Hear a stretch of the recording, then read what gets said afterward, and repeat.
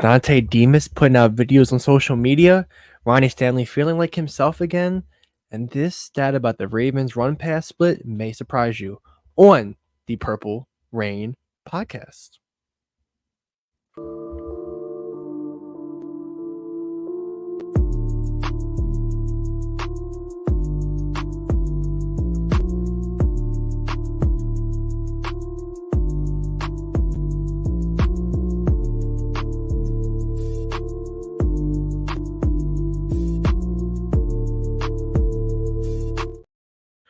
Yes, welcome back to episode 246 of the Purple Rain podcast.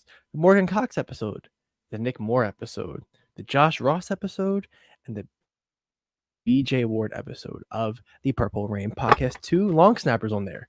Pretty interesting, 46 being a long snapper number. But thank you for coming through to this episode on this lovely Friday eve of the Purple Rain podcast. You see right below me, you can follow us on Instagram at the Purple Rain podcast, or if you want to subscribe right there, Purple Rain podcast. Fantastic content. It is June 27th, so please bear with us. There's very little to talk about, but we will make a show out of it. But you can follow this guy over here on Instagram or on X at Sutton Def. I highly recommend it because this Saturday is UFC 303. Big fight coming up, to replace the whole Chandler McGregor. And I'm sure you'll be having your takes on there. Looking forward for them. You can follow me on Instagram at simplyas10.prod and on Twitter or X at simplyas10. And most importantly, our sponsor, Manscaped. It's been scorching out there real bad. You see my guy Sutton, beard looking good. But you want to go on there, keep yourself cleaned up, keep yourself looking good. Use code PRP, 20% off your whole order, free shipping. Promise you won't regret it.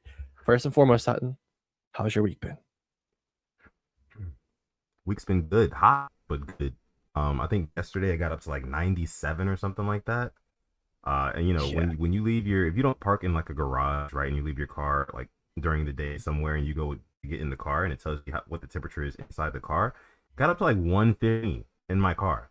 Like I'm like, bro, we're not even in July or August yet, bro. Like something's wrong, to be honest with you. I don't know if it's global warming, I don't know what it is, but it's hotter than it normally would be in June, because August is supposed to be the hottest month of the year. So we'll see where we're headed from here. But besides the heat, the hot stuff, the Ravens, again, like you said, not really a whole lot of news coming out of the castle this week, but there's a couple of things. There's a couple of things that have been kind of circling the interwebs about the Ravens. A couple articles here and there, a couple videos. So we're gonna get into those things. Let me see what we got on the chat right now. Chat's popping per usual. We got Mod K-Dog in the house in full effect. Yo, what's good, Rain Gang family, on this beautiful Friday Eve, aka Thursday. I know that's right. Also, giving a big shout out to the hashtag Replay Gang. Listen, if you're not watching this episode of the Purple Rain podcast live, you happen to be part of the hashtag Replay Gang. Thank you so much for joining this episode of the show. Make sure you like the video, subscribe to the channel as well, because listen, the season is right around the corner, believe it or not. Believe it or not, July is our last month, our last full month without seeing football. It's our last month. So, I mean, I'm excited about that. I mean, we basically got like 30, 40 more days until we start football again. Talks are heating up, especially in the media. So, it's always a fun, even though there's not a whole lot going on, there's a lot of speculation. So, there's still something to talk about. So, if you're part of the hashtag Replay Game, make sure you leave your comments down below on whatever you want to talk about. What Ravens issues or NFL issues or any issues at all have you been dealing with or thinking about recently? Put them in the comments below. We want to get to them as well. Also, K-Dog saying smack him like, but it's free, helps these guys out a ton. You guys know the drill, man. The algorithm on YouTube is as simple as this. If you like the video and you comment on a video, it will share. YouTube will share that video to more people. So if you like Alex and you like myself and you like us as a team, maybe like the video. Maybe comment on the video. If you're new, subscribe. It would help us out. So we'd appreciate that if you did, though, in all serious. Let me see. Yeah, so we got Thea Pennell the fourth here. Go ahead, bro. Some non-football news. Bronny James got drafted to the Lakers. I just saw that. Rain Gang breaking news. Yeah. Ronnie James. LeBron James' son has been drafted to the Los Angeles Lakers to play with his pappy. I love it. Yeah. What do you think? That's cool. I mean, that's cool. Like a father-son duo. Like that's kind of, I think every a sports father, I think, would kind of dream of that, if you could play with your son. So that's gonna be pretty cool to watch. So congrats to him. Um, yeah, Yeah, sorry. I just saw it pop up on my phone. I'm like, what? But it makes sense. It makes sense. So yeah, that's sorry about that's that. On to that's your regular that's schedule huge program. news. No, I mean, no, yeah, like just kind of touching on that, staying right there for a second. I mean, that's huge news. I mean, we're going to see me and LeBron James on the same basketball floor this upcoming season in the NBA. That mind blown. Not to mention, JJ Redick's the coach now. So Right. it Right. seems like LeBron's really running the show. It kind of seemed that way for a couple of years now. LeBron is more than just a player. It's kind of like on the court GM as well. So I don't doubt Yeah. it that he pulled some strings to get JJ Redick in the building, and I don't doubt it that he pulled some strings to get the Lakers to draft Bronny. You know, so Yeah. man, I like it. Only thing is Bronny is mid. Okay, I'm not gonna lie about that. He's mid. Yeah. He's not ready for the You NBA. know what? Yeah, go ahead. I can't talk. I was playing pickup basketball the other day. I shot a grand total of like 0 for 4 on 3-pointers. I had one layup. But with that being said, much respect to Bronny because I think he had a heart attack like a year ago. And the fact you're in the NBA now, father being in the NBA or not, like just respect to you for even playing the sport again. Because knock on wood, if that happened to me, I don't think I would want to step on that, court field again. So I respect for DeMar Hamlin because that's insane for coming back from that. But congrats to him. And yeah, I saw JJ Redick's coaching resume, and I'm like, man, it gives you hope. With my resume, I think I can be a USA president one day. With since JJ Redick got the job with the Lakers, who knows? Who Right. knows? Yeah. And I mean, those of you guys who haven't seen the meme with JJ Redick's coaching history or his acumen, whatever you want to call it, he's currently head coach of the Lakers, right? His former coaching job was, I think it was like a volunteer boys basketball team, fourth grade, by the way, fourth graders. He was coaching Yeah. fourth graders. He went from coaching fourth grade boys to coaching the Los Angeles Lakers, the most popular NBA franchise in the NBA. Yep. I don't. It's a lot. Yeah. It's a lot to take in. Yeah. JJ Redick don't doubt his basketball knowledge at all. Have you seen the podcast between JJ Redick and LeBron James? I've seen like little clips here and there. They are savants when it comes to the game of basketball. Um, there's going to be a lot of pressure and a lot of eyes on the Lakers this season, as there is every season, especially Yeah. since LeBron's Yeah. been there, right? But there's going to be a lot of pressure because, like we talked about, I mean, JJ Redick does not have the resume, so if they start to slip, um, there's going to be a lot of criticism coming down the pipeline. So that's exciting, though. That's exciting, the fact that they went ahead and drafted Bronny James. Looking forward to see what comes out of that. But like you said, though, Yeah. like you said, Yeah. back to our regular scheduled program. This is the Purple Rain Podcast, episode 246. We're here to talk Ravens, right? And there's a couple of things that have been, kind of on the interwebs, like I was saying earlier. One of the things I saw earlier this week, Dontay Demus Jr. Dontay Demus Jr. For those of you guys who are not familiar with that name, I believe he was a UDFA. He was an undrafted free agent that we picked up last season, I want to say, after the draft. Maryland kid, right? But he took to Twitter, right? He's no longer with the Ravens, not even on the practice squad. But he took to Twitter earlier this week, kind of saying like, hey, like, I deserve a shot in this league. I first saw him tweet that. I was like, you know what? I don't really remember Dontay Demus Jr. really doing anything much for the Ravens until I came across one clip. It was a preseason game. He caught a deep ball from Anthony Brown, I want to say it was, into double coverage and just mossed the hell out of these two guys, right? I think that most of us hardcore Ravens fans probably remember that play, especially if you saw it. He also posted some footage of him in camp with the Ravens, which we want to bring up right now, kind of show you guys what was going on there. The guy's good. The guy looks like the type of wide receiver that the Ravens need right now. He's 6'3". As you can see in the video, he can go up, high point the ball, one-on-one, beat man coverage, right? I think that the Ravens, here's the thing. I don't know what he did to not make the team. That's where we kind of don't know. I'd be interested to go back in and see, maybe look through Jeff Zuriek's Twitter or Jonas Schaefer's Twitter, one of those guys, right, the beat writers, and try to see when we released Dontay Demus Jr. and potentially why did we release this guy. I think you're looking at clips right now of him going up against Commanders players. One of those was against Emmanuel Forbes, who's a starting caliber corner in this league. You know what I'm saying? With that being said, I'm gonna hand it over to you, Alex. Do you think that the Ravens should give Dontay Demus Jr. another chance based off of the footage that we're seeing here? I like what I saw. I liked him out of Maryland, and I feel Mm-hmm. like we have an opening now with Tavion Robinson. I think we let him go. I believe his name was. Mm-hmm. So I think there should Yeah. be an open spot, and we have training camp coming up. Why not? We saw. I mean, there's a good catch over Kevon Seymour. It's not like these are simple, just slants. Like they are contested catches, and like you said, that catching double coverage in the preseason game last year. The only thing I got to think about is maybe he was below average on special teams because you know how much we love special teams. You know, like even Tylan Wallace, he's going in year 4, which is crazy, and we know what he can do special teams wise, but we still haven't seen it offensively because he hasn't been given that chance. We're seeing it here, one on ones. Like if Demus is out there, I think he'll be more in matchup one on one. I don't think a safety will be worrying about him. So this could be Yeah. happening in a game. I think. I don't think it would hurt bringing him back, just for training camp, for preseason, see what he has. And if he shows you something, you can stash him on the practice squad. Or if he actually does show you something, fifth or sixth receiver. Because you got to think we have Flowers, Bateman, Aguilar, Tez Walker, Tylan Wallace.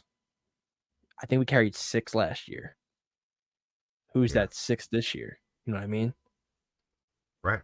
Right. No, I mean, I definitely think that 6 could potentially be somebody like a Dante Demus Jr. And I don't, again, we just don't know. That's the problem here, right? We don't know how Harbaugh was thinking about him. You make a good point about the whole special teams thing, but to me, like if you have a guy who's putting this on tape, right?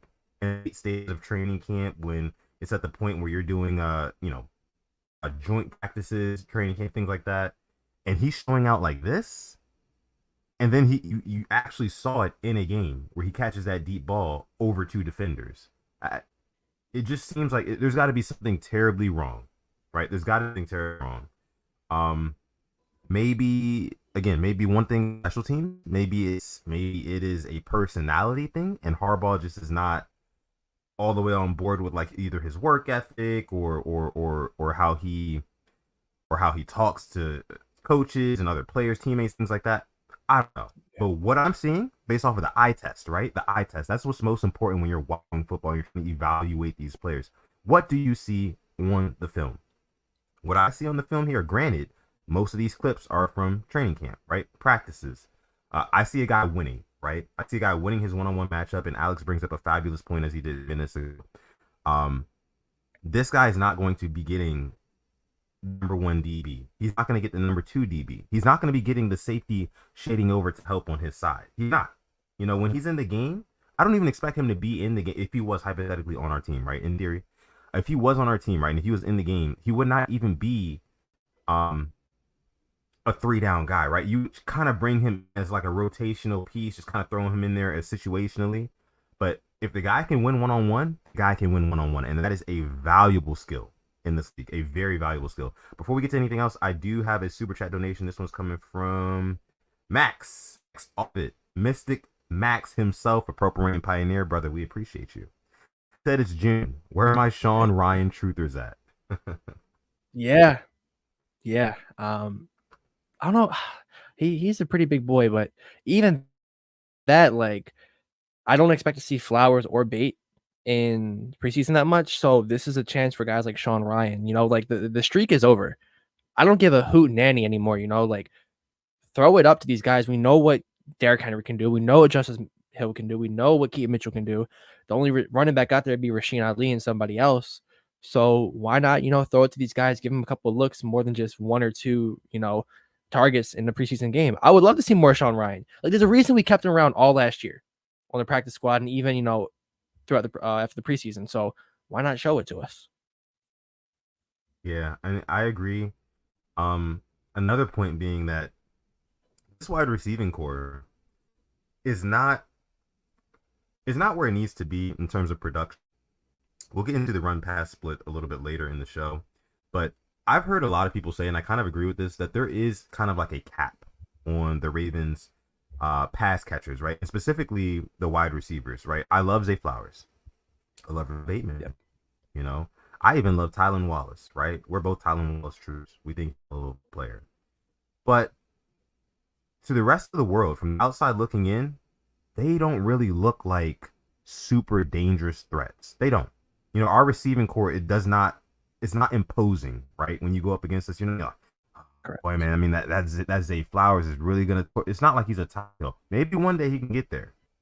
One day he can get there, Correct. but I still think that I'm saying that there's still room for improvement in this receiving core. And I think that the Ravens doing their due diligence and bringing in a guy like Dontay Demus Jr., giving him another shot in the preseason, right? And then potentially a little bit earlier in the season as well, you could see something, a good relationship between him and Lamar Jackson develop, you know? And again, he's a Maryland kid.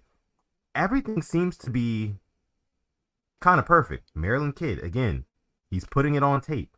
So what did we not see? Right, that's the question I'm asking. What did we not see? You mentioned special teams thing. I mentioned the personality thing. It just seems like there's something that we don't know as Yep. fans. Yep. It could be one or the other. Could be both, or it could be neither. Like, we're never gonna know, unfortunately. And when you bring up the receiving core, you took the words out of my mouth. I love both Flowers and Bateman, but Mm-hmm. you look at the Dolphins. You know, Waddle, Tyreek, Odell. You can look at the Bengals. Higgins is back there for a year. It looks like Jamar Chase. And you know they can develop receivers. We've seen it. If you've watched Ravens for a while, you know the Bengals are always a thorn up our ass. Hell, the Browns, I think, Judy, Cooper, they're good. Um, how even the Titans, D Hop, Ridley, Boyd. If the Ravens had that, if you had D Hop, Ridley, and Boyd, I'd be jumping around with joy. You know, like that's three solid receivers that you can really build with. But I just need one more person with, you know, Bait and Zay Flowers, and that's kind of what's missing. And you kind of hit the nail on the head with that. So is Dontay Demus the answer? Most likely not. But this is kind of the position we're in. You know, I don't know if we're actively looking for receivers, and you know through trade, but we go again. I guess all we really can say. Yeah, yeah, man. Now there is kind of transitioning away from the Dontay Demus Jr. talk. Again, Ravens, if you're listening, which you're probably not, give this guy a chance. Why not, right? Give Yeah. this guy a damn shot. Okay. Kind of getting away from Dontay Demus Jr. talk. There was something that you sent me a little bit earlier, Alex. It was an article pertaining to the Ravens starting left tackle, Ronnie Stanley. Yeah. What was that all about? Can you remind me? Yeah. So Jesse Rebrek had a fantastic article, fantastic sit down, I believe, with Ronnie Stanley, and just really interviewed him less as a football player, I believe, but more as a man. Um, Mm, so just kind of setting the scene. We could have cut him as a post June one, saved him 15 mil. Instead, we reworked Stanley's contract to reduce his cap hit for the final year. Um, so for Stanley, we know he's battled his injuries over the past couple of years. He said he wouldn't have personally felt good about leaving Baltimore. On that note, he wants to play here his whole career. But even if I'm saying I'll play one more year for a lot less, it's because if this is my last year, I want to go out on a high note.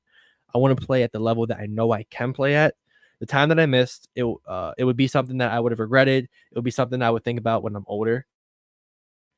So you're going to think about back-to-back season-ending injuries in 2020, 2021, with, you know, the little smaller injuries as well, taking, you know, games off of his seasons.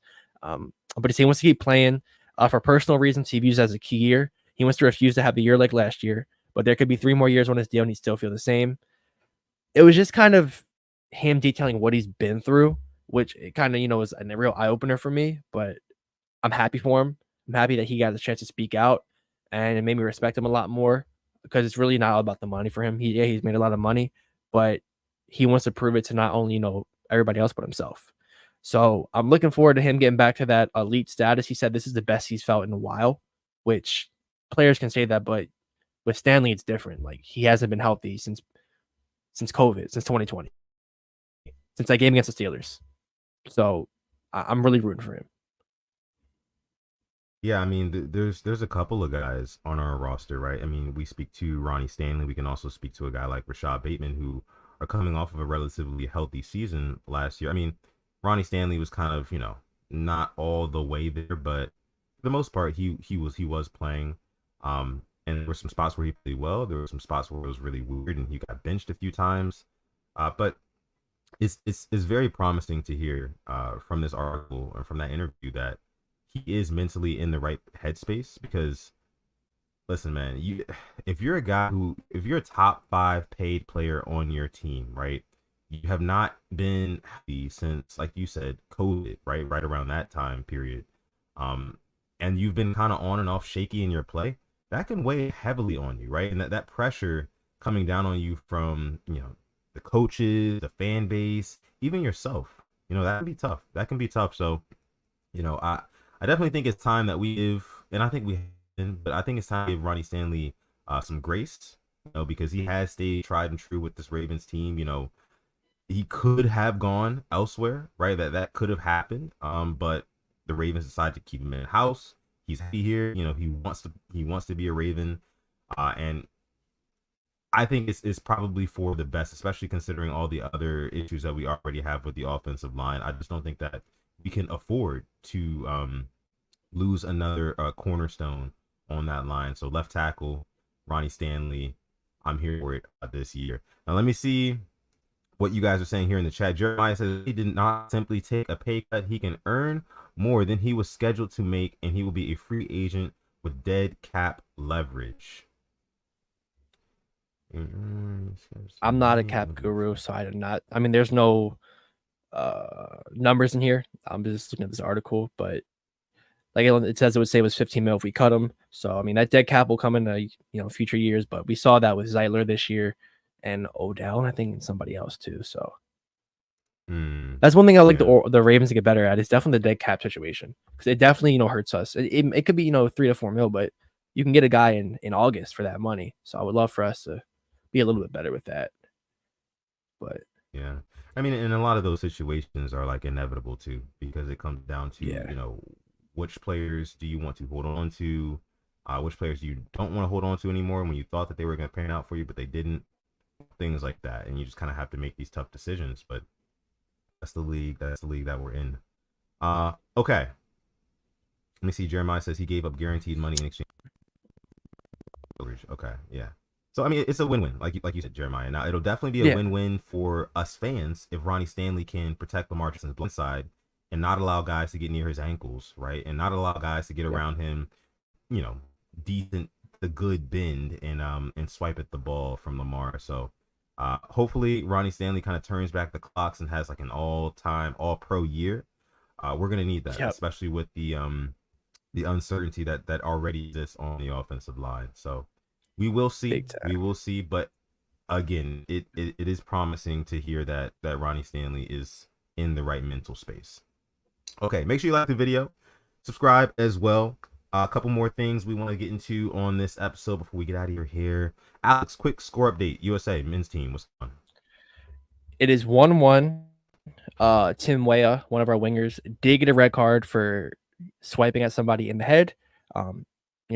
They got a yellow card. Then you look at it on VAR, he gets a red card. But we then go up 1-0, and then we give up an equalizer. So it's 1-1 right now against Panama. Ideally now, a draw is probably the best case scenario because you're down to 10 men. But yeah, so not looking the best, but it's still drawing right now. Okay. Yeah, man. I mean, whenever this time of year comes around, I can watch USA Soccer. I am all tuned in. So I appreciate you for keeping me updated there. What minute are they in? 32nd. And the best part about this team, I believe, is every outfield player plays overseas in Europe. The problem with previous years is that there was a lot of MLS players, and the difference in quality is insane between MLS and every other European league. Insane. So just hope these boys can stick it on and maybe get a winner, but I'm not looking too hopeful right now. Cam in the house says replay gang #PRP. What's going on, Cam? Appreciate you for coming through, pulling up. We got Mod Boz in the building, says we should be losing to Panama regardless. Too much talent. Yeah, way too much. Jeremiah says later, everyone. I like for the wife got back. Salute to you, Jeremiah. Happy wife, happy life. Thank you. Absolutely, absolutely. Okay. So a couple more things we want to touch on before we get out of here. Let me go ahead and bring this up on screen. Just interesting things said about one Isaiah Likely. Isaiah Likely Okay. has been kind of the talk of the town, and coming out of Ravens camp, he really showed out in OTAs. So that was a really big thing, and I think that, and we've talked about this before with the duality of Isaiah Likely and Mark Andrews, and how that's going to work out in the seasons to come. I think that, again, if Isaiah Likely goes out there and has a crazy good season, you know what I mean? Like he puts up, I don't know, 800 yards, Yeah.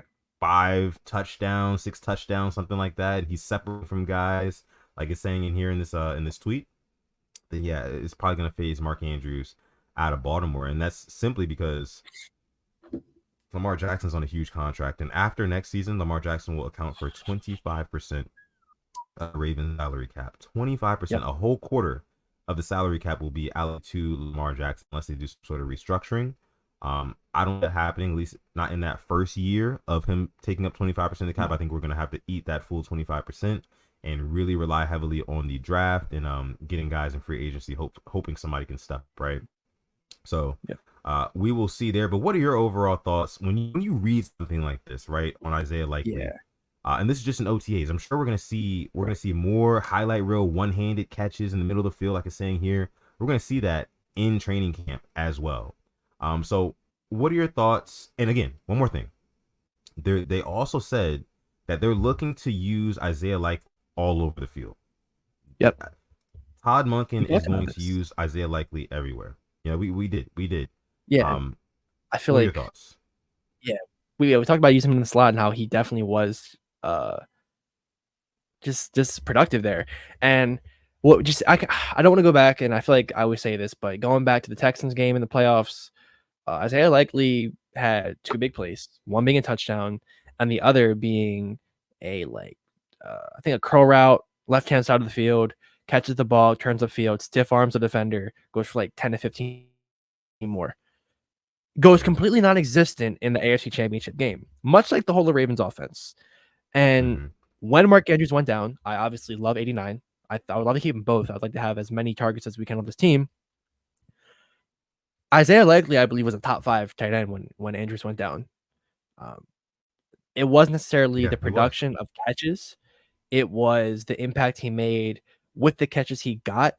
Even the Chargers game, I believe he took like a screen. We were backed up on our own end zone for like 16 to 17 yards. I don't think he got the first down, but even then, it got us out of disgusting punt range. And who knows, what happens if they get good field position. I don't play the if game, but it was productive plays nonetheless. The Rams game gets lost wide open touchdown early in the game in the rain game and catches it.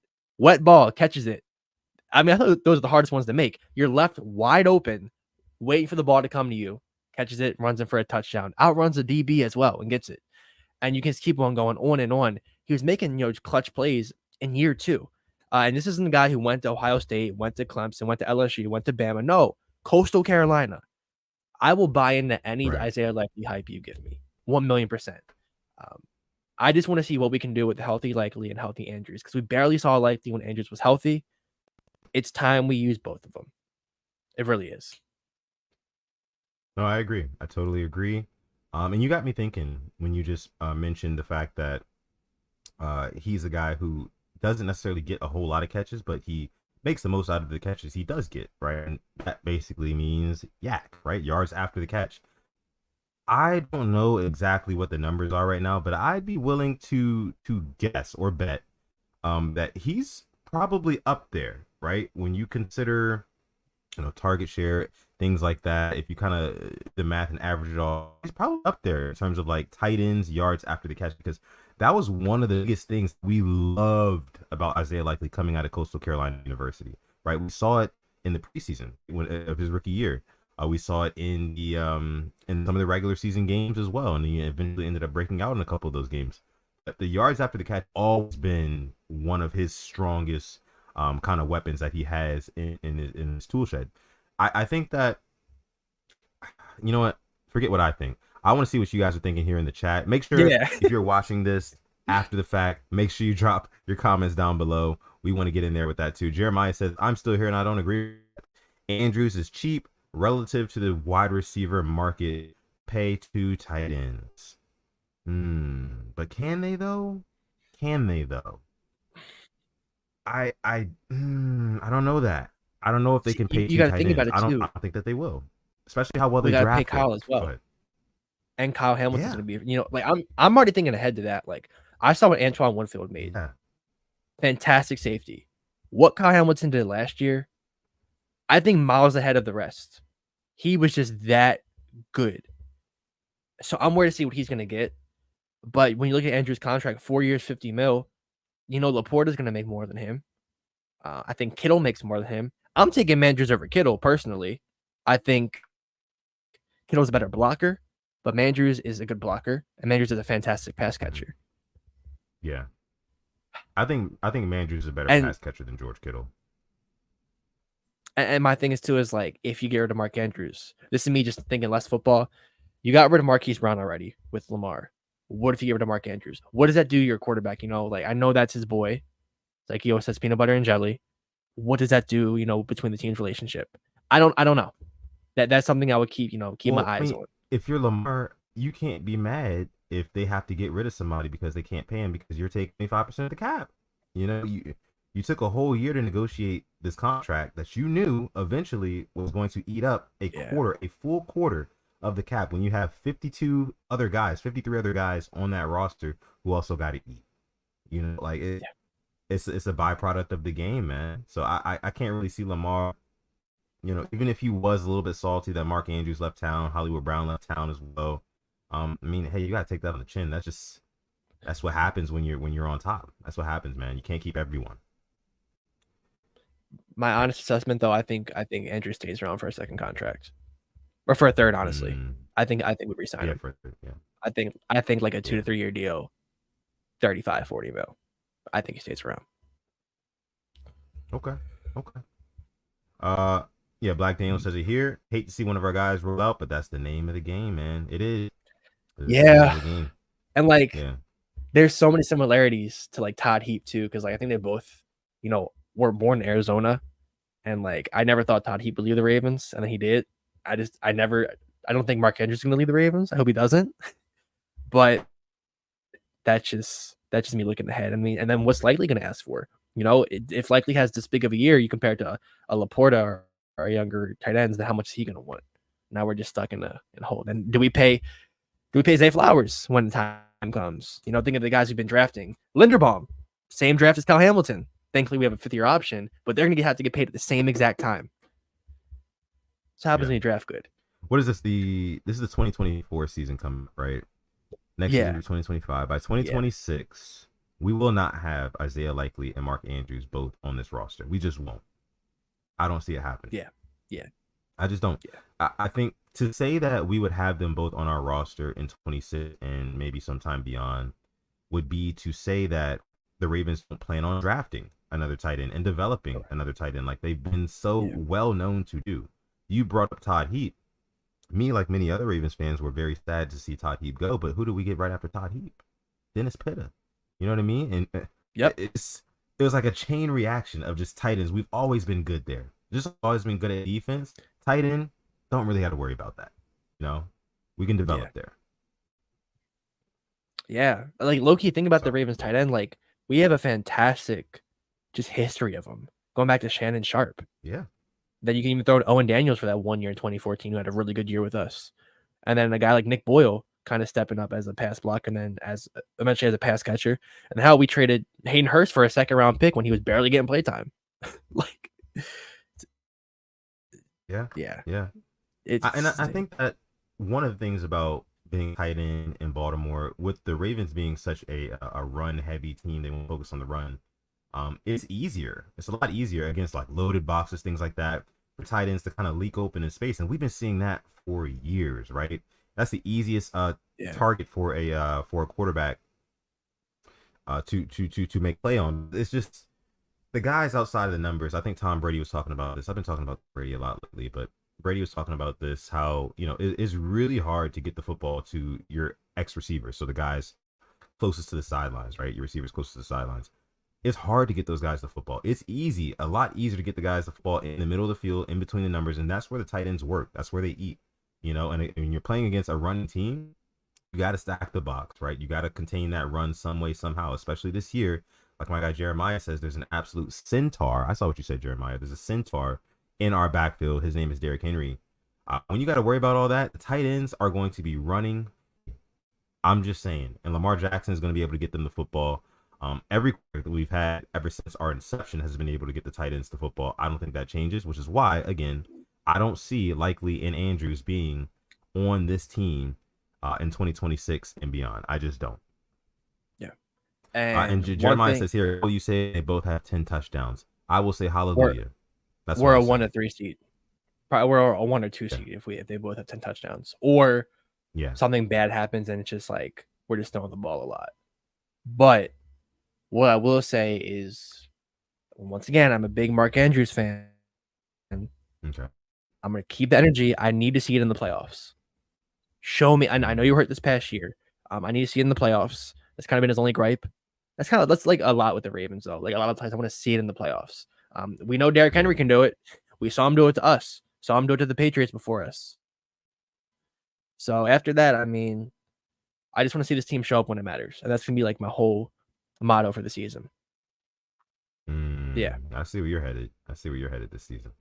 All right. Let's see. Yeah. Go ahead. Let me actually bring this up. We were talking about the run pass split, right?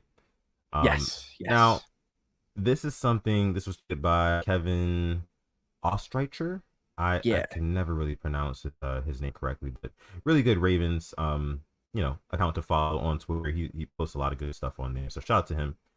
Ravens run pass split in 2023, 541 rushes for Ravens, which ranked first in the NFL, and 490 passes, which was tied for 30th in the NFL. So a common theme, right? This is nothing new if you're a Ravens fan. It is crazy though. I thought that this kind of took me aback. Yep. Because when I thought back to the season, right, the more memorable plays typically came in order 1 through 3. A lot of time we were in the fourth quarter kind of coasting to victory, and I think that's why the numbers look the way that they do, because we were running the football a lot because we were up, we were winning, right? That's a good thing. But in the first 3 quarters, it felt like we were passing the ball a good amount, especially on like first downs. Passed more on first downs this year than we did under Greg Roman in previous years, I feel like, So, but looking at this though, does this make you any more upset? Even considering what I just said, does it make you any more upset that we couldn't do it in the playoffs? Like my guy Jeremiah is saying in the chat right now, we couldn't dial up the run that is in the playoffs. We faced a ton of light boxes against the Chiefs, but just wouldn't run. What are your thoughts on that? Kind of upset, but we were winning a lot in the fourth quarter. It just, I don't know. Maybe I'd be more upset if this was the first time the Ravens did it, but it's kind of in our DNA. It's the history of us post 2012. Unfortunately, Jeremiah says the ratio makes sense when you have the lead every fourth quarter. Yeah, and when you knock out teams' quarterbacks, which we were doing for like a 3 to 4 week stretch. We were just that good. Their quarterbacks weren't finishing games, and we could just run on them, whether it be Justice Hill, Gus, or even Keaton Mitchell. But yeah, I mean, I wasn't expecting first, and I was expecting first in rushes, but tied for 30th in passes, especially if you had told me this before the year, drafting Zay, signing Odell, like, yeah, the Ravens are going to be 30th in pass attempts. I'm like, how? We want to spread the ball around so much, and it happened. So, I'm a little surprised at this number. Yeah. And, kind of looking ahead to this season, I think we're going to be first in the NFL again in rushing. I really do believe that, especially, again, with the Derrick Henry, you kind of have to give him the ball, right? It's just, it's set, like, it's Derrick, what am I trying to say? A steady dose of Derrick Henry is like a boxer setting you up with his jab, right? Just jab, jab, jab, kind of wear you down, wear you down. And then when it's finally time to throw that right hook, right? Put the ball in the belly of Derrick Henry, pull it if you're Lamar Jackson. Now you're going for a 30-yard touchdown. I think we're going to see a whole lot of that. I think Todd Monken is literally in his bag right now as we speak on this very podcast, coming up with ways to basically be a menace in the run game, and everything will be predicated off of that. By everything I mean the passing game.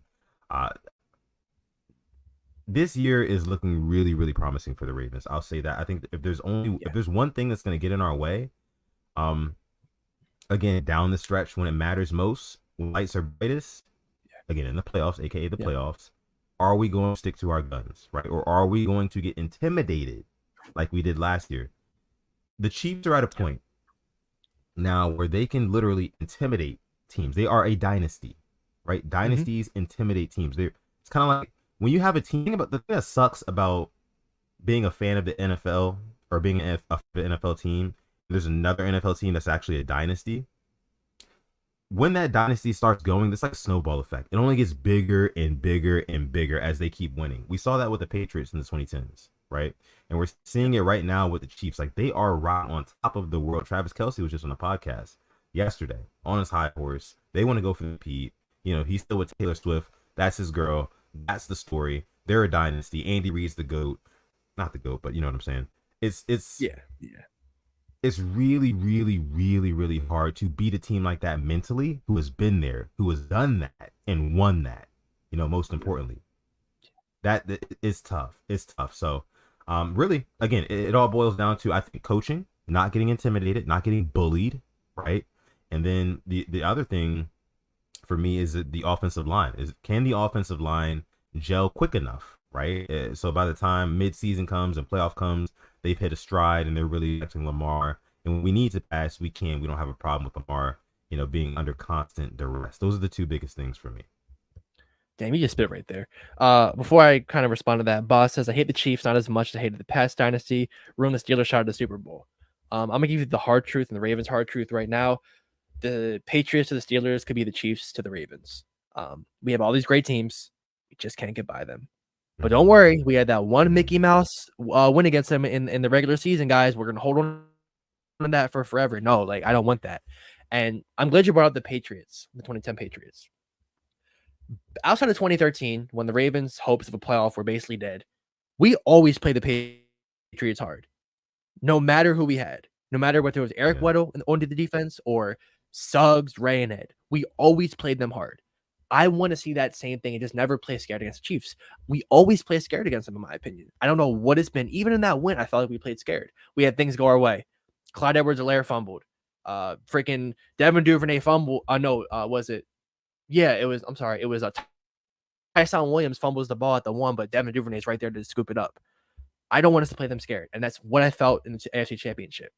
Go out there and just go blow for blow with them, and we didn't. We let them get in our heads. We let the stupid penalties hurt us as well. But looking at these Chiefs now, man, it's just their defense. I don't think is as good. I think if there's a year we could beat them, it's this year. Losing L'Jarius Sneed is big time, and if our receivers can actually cook, we can beat them in the secondary. I just say we can beat them in the secondary. Their secondary is pretty weak. It is, but I mean, it's got to come down to running the football, man. I think that's what it is. I mean, we talk about it all the time. If we're averaging 3-4 yards a carry, damn near 5 yards a carry, something like that. If we literally just ran the ball, in theory, if we ran the ball every play, we'd be unstoppable. Yep. With just the threat of the passing game, right? I really think that we could lean on teams with a running game with Derrick Henry, and God forbid, Keaton Mitchell comes back healthy, right? It's just to be an absolute. Oh man, it's gonna be a clusterfuck for defensive coordinators trying to deal with that backfield when you really think about it. Yeah. Can I give you your crazy dude at the gas station, coming up to you, conspiracy theory? This is half serious. NFL doesn't want a team to run down the throats because it'd be boring in the Super Bowl. They want flashy. They want fun. You know what I mean? Think about the Niners and the freaking. Yeah. We had Jawan Jennings throwing touchdowns in the Super Bowl. We had this one going this way, this guy going this way, and McCole Hardman's wide open to win the game. Like, then there's the Ravens. Okay, well, there's Derrick Henry down your throat 30 times. It's 28-10 with 3 minutes left in the third quarter, and they can't stop him still. Like, I don't think they want that in like a Super Bowl. But I mean, but we got to get there first for that to happen. I don't think that is what would happen, because even if even if the Ravens did kind of just dominate the game and it was a little bit boring, even still, we have electrifying players at running back. It's not just like we have like a Gus Edwards. We know he's going to go out, he's going to get his 3-4 yards to carry, and then Lamar Jackson's going to keeper or QB power here and there. No, we got Derrick Henry who can hit a home run. We got Lamar Jackson who can hit a home run. We got Keaton Mitchell who in his first year was hitting home runs. So I think that we can be we're one of the only teams that can be entertaining on the ground.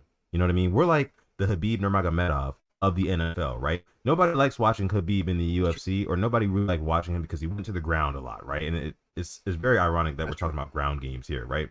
He went to the ground a lot, but he was so entertaining on the ground. He was electrifying on the ground. The Ravens are the same way. So I feel like we can be entertaining both ways. That's true. And you think about it too, like the game against the Niners on Christmas, it was over by like the third quarter, midway through. We had Odell and Zay Flowers dancing on the sideline. And even our 2 Super Bowls before, the first one, 34-7, they couldn't even score on offense. Second one, you had to turn the lights out to stop us. Yes, all down the hill, they turned the lights out on purpose. I don't care about that. So you put us against the Niners again. Yeah. I think it's not going to be close. I would have picked us in that. Yeah. So Ravens Niners again would have fed families though. I would have loved for that to happen again. So hopefully it's this year, and hopefully we just get out of our own way, and we stop the Chiefs dynasty. We got to be that Peyton Manning to the Tom Brady. Yeah, I mean, I would love to play a Ravens versus 49ers Super Bowl in New Orleans, an exact repeat of the 2012 Super Bowl. That'd be great. That'd be cool. I'm here for it. Exactly. We're all here for it. Okay. So now, of course, we want you guys to throw your questions down below in the chat. Also, make sure if you're not watching this episode 246 of the Purple Rain Podcast live, you happen to be part of the hashtag replay gang. Thank you so much for coming out to this episode. We appreciate you guys just as much.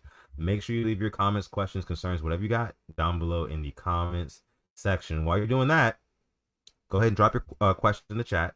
UFC 303 this weekend. Yes. Big card. Now it started off as a totally different card, right? And that's what kind of sucks about it. We were supposed to be getting Conor McGregor versus Michael Chandler.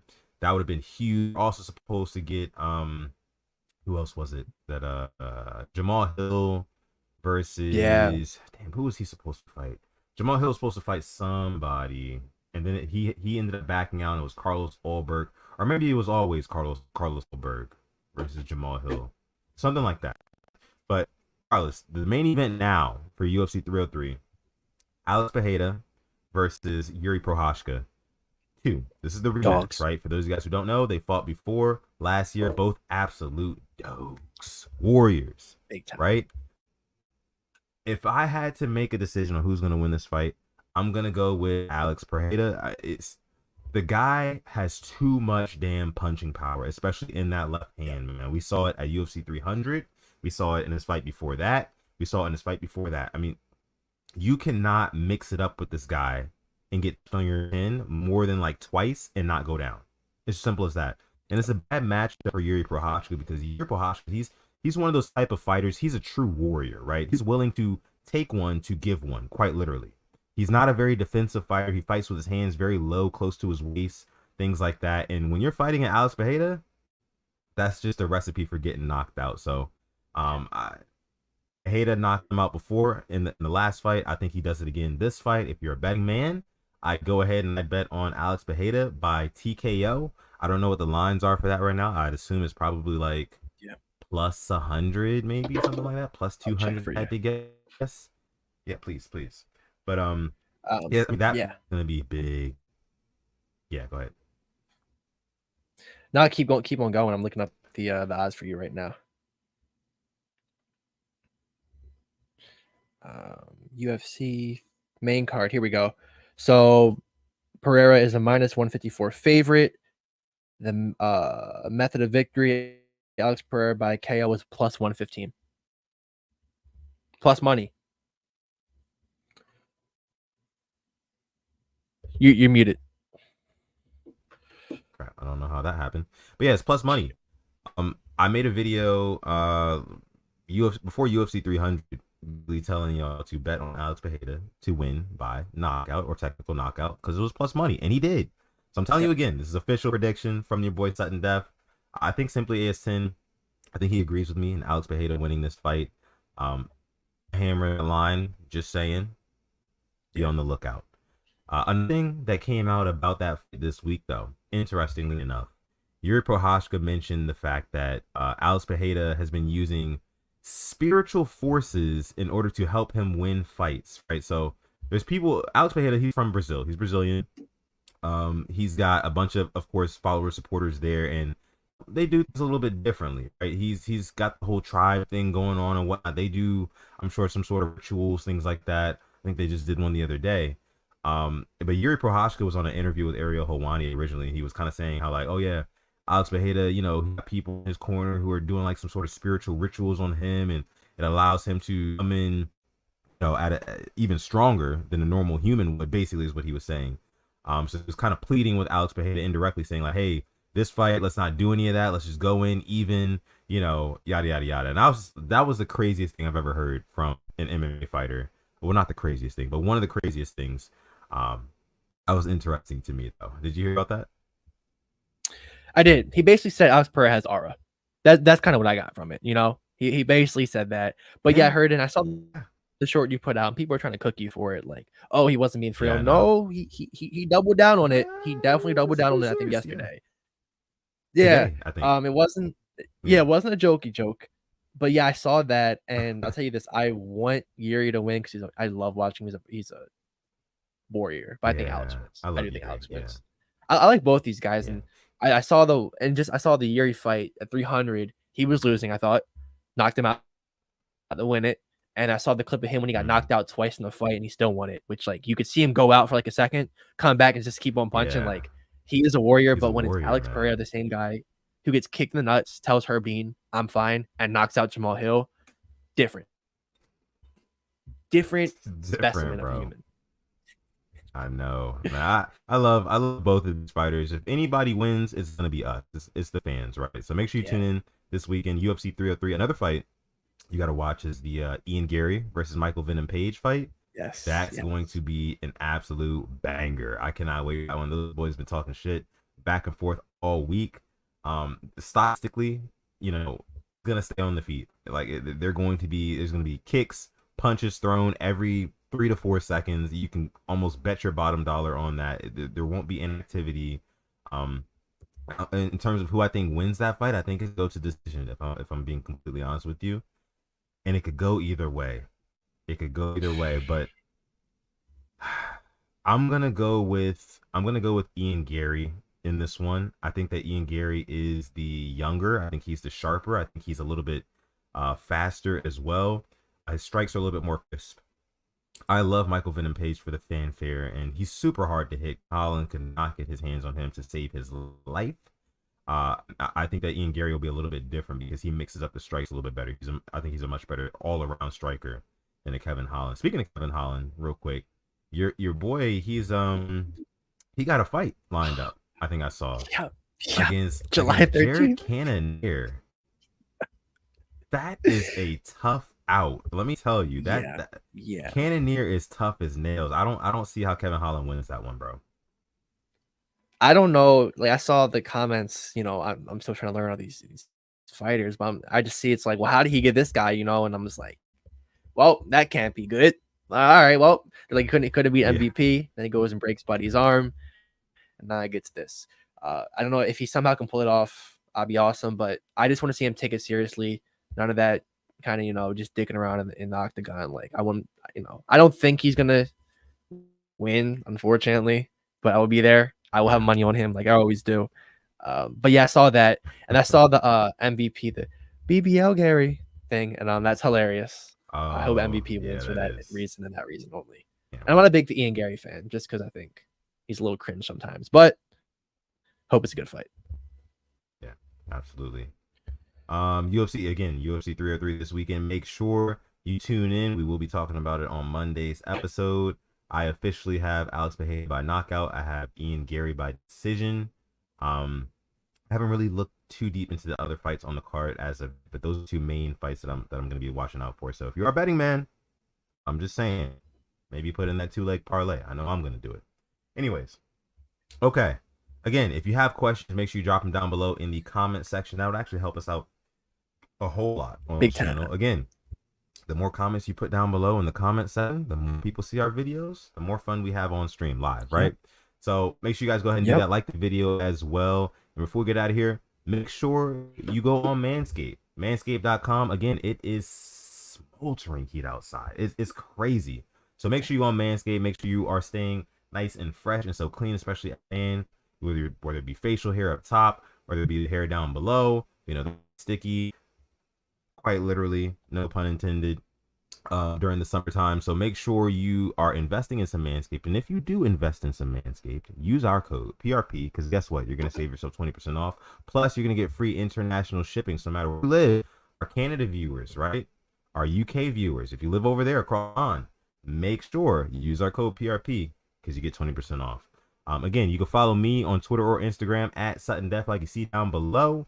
You can follow this guy over here on Twitter at SimplyAS10, on Instagram at SimplyAS10.prod, and I always got to give the TikTok a shout out, man. SimplyAS10 on TikTok is the real deal, man. Can't wait for this season. I know he's going to have some good stuff rolling out on there. And again, let me see if I missed anything. Nope, I did not. Or no, you can follow us on Instagram. Follow us on Instagram at the Purple Rain Podcast. Follow us on Instagram there. And with that being said, listen, it's been episode 246. With that being said, I'm going to let my guy Alex take us out. Thank you for coming through to episode 246 of the Purple Rain Podcast. And as always, stay positive, test negative. Yes. And never, ever, ever, ever forget, even on the rainiest of days, to call God. It's been episode 246 of the Purple Rain Podcast. We're going to catch you guys in the next one.